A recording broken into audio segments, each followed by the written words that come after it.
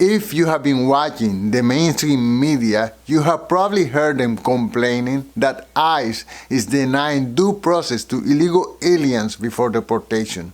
What you hardly ever hear is this: what about the rights of the victims? Well, here's what Homeland Security Advisor Stephen Miller has to say about this. You talk about due process.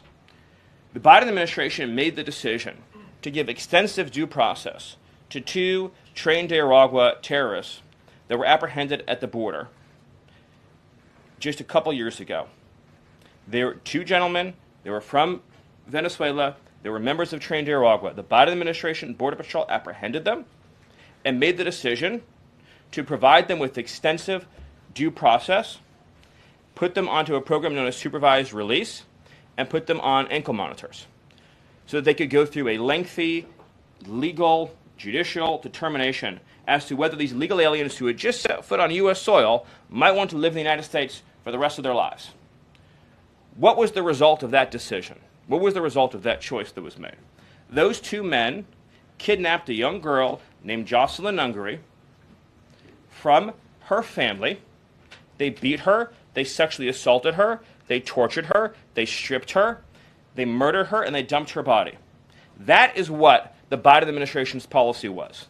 Most of your papers never covered her story when it happened. To the extent that you covered it at all, it was because President Trump forced you to cover it by highlighting it repeatedly over and over again. He had to shame you into covering it.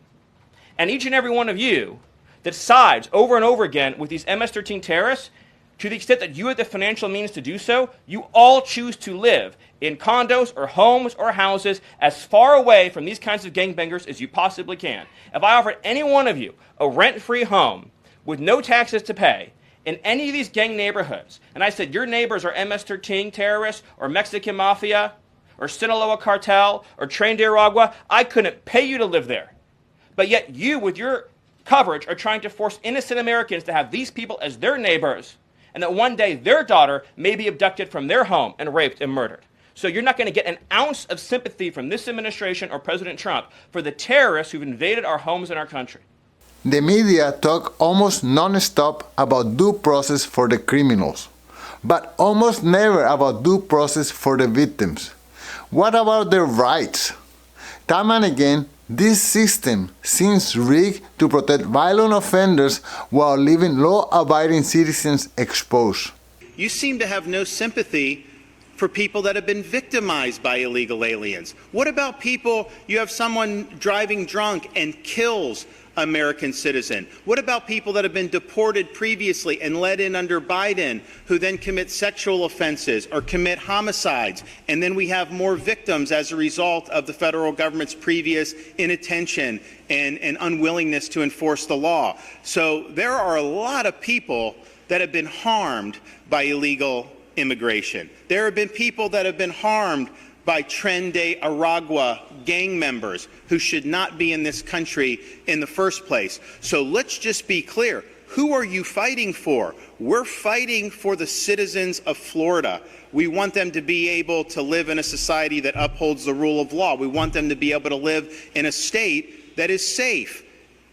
And we have to take action on it. The media and the Democratic Party, they seem to be more concerned about how gang members are treated than the horrors their victims go through.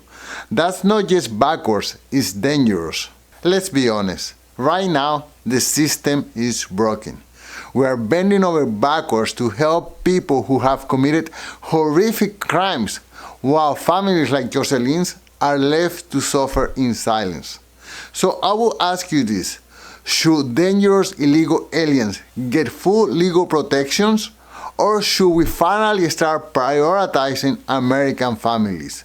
Let me know what you think in the comments below. Thank you so much for watching, and until soon. Peace.